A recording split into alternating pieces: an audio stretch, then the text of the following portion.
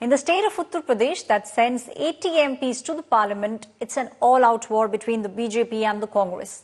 It's Prime Minister Narendra Modi on one side and Priyanka Gandhi on the other side. Both the parties trying their level best to woo the voter.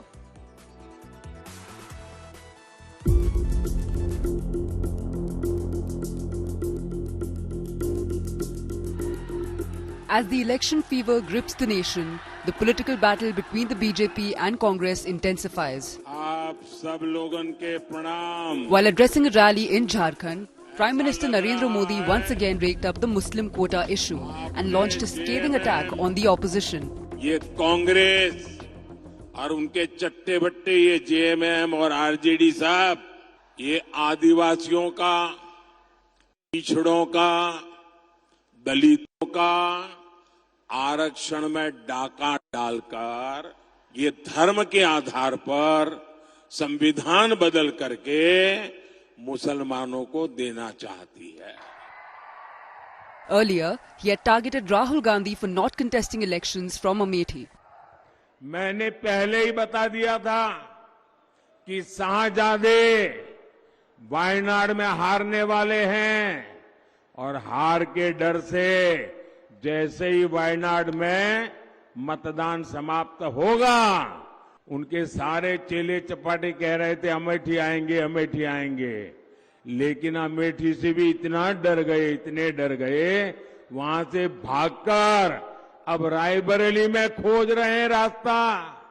ये लोग गुम कर सबको कहते हैं डरो मत.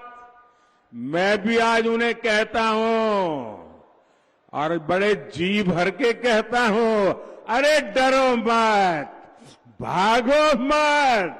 बहुत बहुत आभार. At a rally in Darbhanga in Bihar, Prime Minister Modi mocked Rahul Gandhi and Tejaswi Yadav.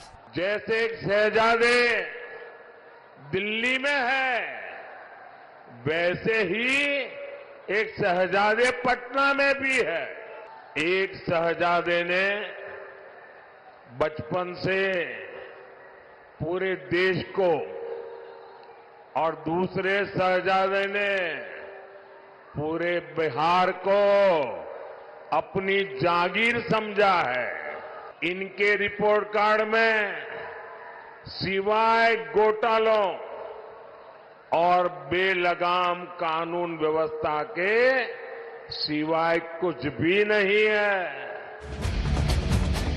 Congress General Secretary Priyanka Gandhi Vadra responded to Prime Minister Modi's Shahzada drive while campaigning in Gujarat. वो मेरे भाई को शहजादा बोलते हैं. ये शहजादे 4000 kilometre पैदल चले हैं. कन्याकुमारी से कश्मीर तक आपकी समस्याओं को सुनने के लिए चले हैं. और एक तरफ आपके शहंशाह नरेंद्र मोदी जी महलों में रहते हैं.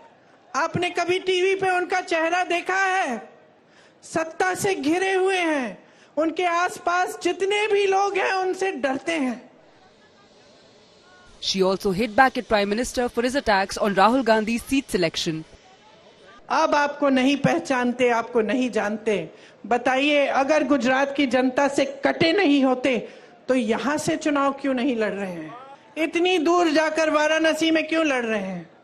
क्योंकि कट चुके हैं आपसे. आपसे जो फायदा निकलना था बहनों और भाइयों, निकाल लिया. The war of words has clearly intensified ahead of Phase 3 of Lok Sabha elections, which is scheduled on May 7th. Bureau Report, India Today.